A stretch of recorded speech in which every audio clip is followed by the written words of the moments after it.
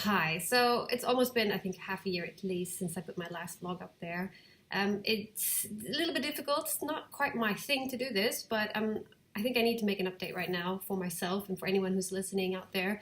Um, so yeah, it's been about half a year since I did my last post. I think it was in regards to dry fasting and filtering. And so basically what's happened is I'm still struggling with my chronic diseases, which is asthma, chronic sinusitis, and psoriasis.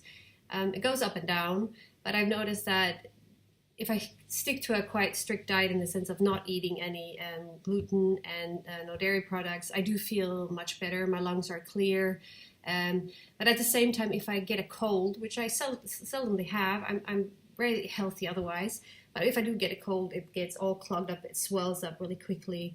My asthma returns, and it's a struggle to get it back, get away again. So I've seen that twice in this half year. Another thing that I've sort of noticed is that when I slack with my diet, like especially during holidays, I went to Sweden in the summer and I let things go and I said I can't try to find these products, so I'm just going to eat what gets served at the restaurant or at friends' places. So I did have gluten and I did have dairy, not in big amounts, but still enough so that I noticed that the second week, we were there 2 weeks, the second week I got asthma and it got worse and worse and I had to start taking my spray at nights again. I could hardly move quickly without me getting out of breath, and I was actually in the last couple of days looking forward to coming back home again so that I can get my health back in shape, and I was considering how I was going to try to do it. And I think I was home maybe for 1 or 2 days and I could hardly walk up the stairs. We live on the third floor, and I just thought I got to do something quickly. So what I did was I decided to dry fast. So I just stopped eating and drinking. So dry fasting is also no water. And I did that for a little bit more, I think 25 hours I went. And instant improvement in regards to my asthma. So, and I have tried that every time, again after Christmas, where everything sort of gets mixed up again and it returns, especially the asthma. That's where I can see a really quick improvement. My asthma just almost disappears overnight, and the nights before I sort of have to take my spray every 3-4 hours. So that definitely can just say that's doing some magic when you dry fast whatever. The body has time to heal. Now I wouldn't recommend going for too long dry fasting perhaps, but I think it's a very effective way. My goal is to at some point do a dry fast followed by a water fast for I don't know, 3-4 days, if I can stick that out and see what happens then, if that has an even better improvement. I mean, there are people doing water fasts for a long time, and they have great results from that, although they might go through a lot of detoxification and symptoms of that. But I'm taking it with pace by pace. I don't want to shock my body. I know I have chronic disease, so I'm not going to give up on this, and I do feel an improvement, as I said, sticking away from any type of gluten and dairy, very much the dairy product that clogs everything up. So it's hard. It's going to be hard for anyone, because you gotta be so damn motivated, and you gotta always, no thanks, I can't eat that cake, I can't have that normal coffee if you don't have other alternative milks, if you're gonna have a cappuccino or something. And it's frustrating. It's really frustrating, but I don't have a choice, and I do want to get really healthy, and I'm working on different levels. So not only in terms of my diet, I've also joined a gym and I go twice a week. I usually do one yoga and some other body intense, a little bit about building muscles and stuff like that. And I feel it's great. I feel really, really great. And so I'm really going out every edge. I haven't done anything like meditation or stuff like that because I just feel that's so hard for me. But maybe one day. And yes, one other thing I've also started, which is really good for you, which is really hard to do, but I'm going to stick with it. I've been doing it now for, I think, almost 3 weeks. And I have a shower, a normal shower, and at the end of the shower, I shower cold. And the way I do it is I take the shower, hold it in my hand, and I start with my feet, and I go ice cold, also no warmth at all, just cold water. Go feet and go each leg up, slowly go up to the legs, go my arms up, and then you get sort of to the area where it's really hard to go cold. So I go my stomach, my back, and slowly but surely cover every part. And the key to managing it is to breathing a lot. And you can even start before you start with even the cold water. Take deep breaths in and out, so get a lot of oxygen into your body before you start doing. And while you're doing the cold water especially over this part of your lungs and stuff, keep breathing, and you can manage. And even if it's just 10 seconds for the first time, and you try to extend it for each time a little bit more, it will get easier. It is definitely easier for me to do it now. And once you turn off the cold water, don't go back to the warm, just keep it like that. Turn it off, and you'll notice how your body just goes like it's better than coffee, it's better than anything. If you're tired and you need to do it late night, go and have a cold shower, and you just notice how the blood is pumping. And I feel it for a long time afterwards. Easily an hour, I can feel my body just going. And so I would recommend doing that all. Just Google it, you'll see there's lots of people praising the benefits of this cold shock. There's research behind it as well, proving that it's really beneficial to you in the same way as saunas is very beneficial for your immune system.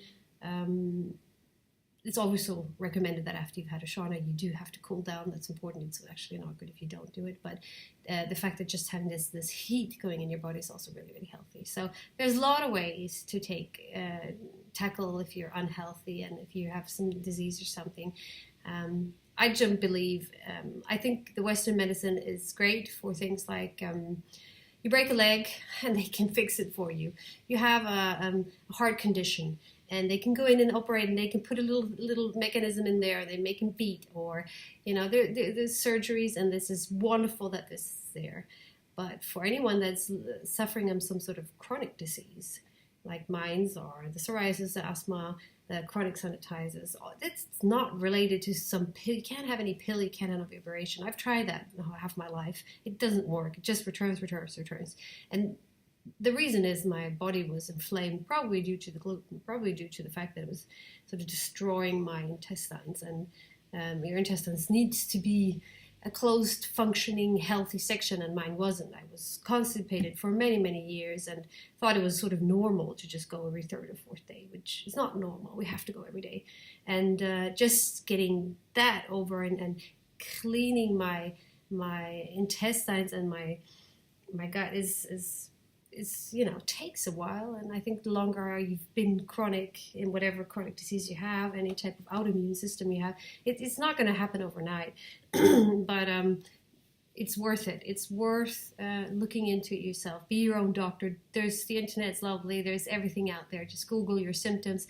And I even say YouTube your symptoms, and you'll see people, saying what's going to work for them. Give it a try. If it doesn't work for you, what's going to happen? It's better than it's better than just taking a lot of medicines, because we don't really know what they're doing to our body. And our body's there, it's constantly healing itself. So that's one of the reasons why fasting is such a huge,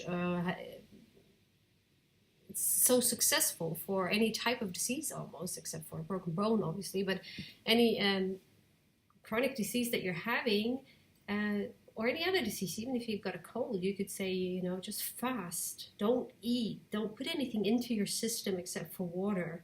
Then your liver, your kidneys, your whole digestive system, not just your gut, all of that just can pause and don't have to work on trying to get this food through your system and sorting what's good and bad. And it can just pause, and the body then does what it's doing constantly, but has 100% focus of healing yourself. It doesn't have to, be busy with this food's coming in. So it can just go, right, that's easy. That takes a lot of energy. So the body has now, even when you're weak, has enough energy to heal yourself.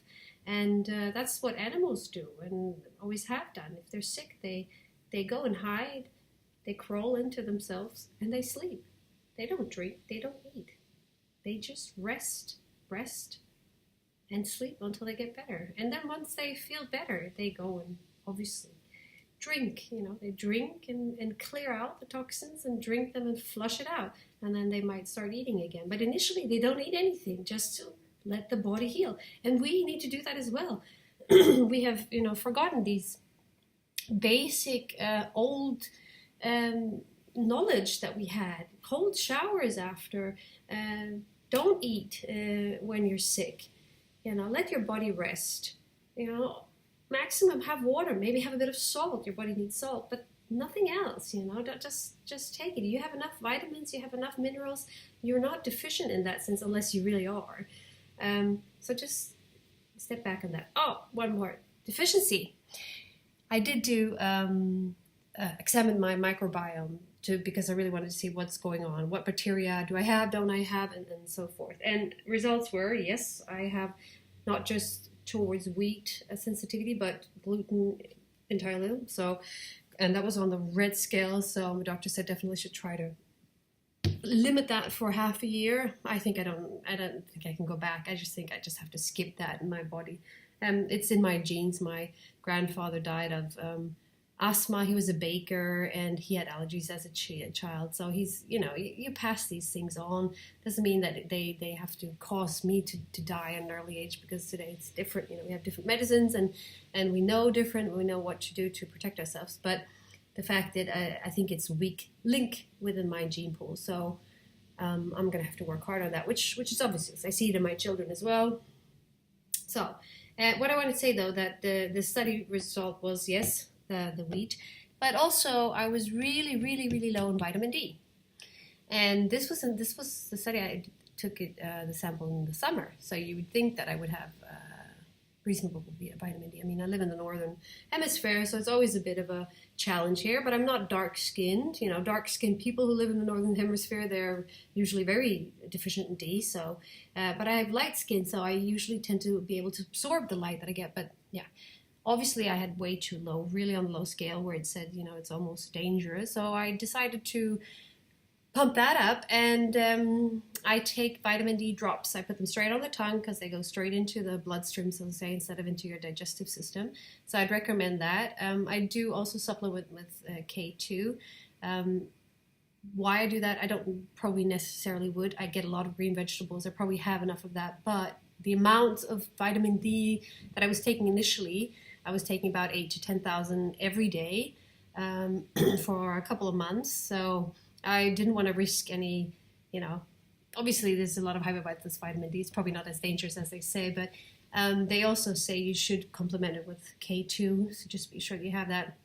It helps the vitamin D, transports the vitamin D to the bones, and it's something with the calcium. Can't go into that. I'm not a doctor. You figure it out. But I know you have to supplement. So I did that. And I'm still taking that, but I'm down to about 4,000 per day, I would say. So I aim at going to test again to see if that's improved. And now it's winter, so I'm definitely not going to stop with my vitamin D. There's lots of benefits from that. If you're, it also affects the entire immune system, so check that out. Yeah, that was it for today. I'd love to hear your comments, love to hear if you're having any similar experiences or any recommendations for me. And thank you. Bye.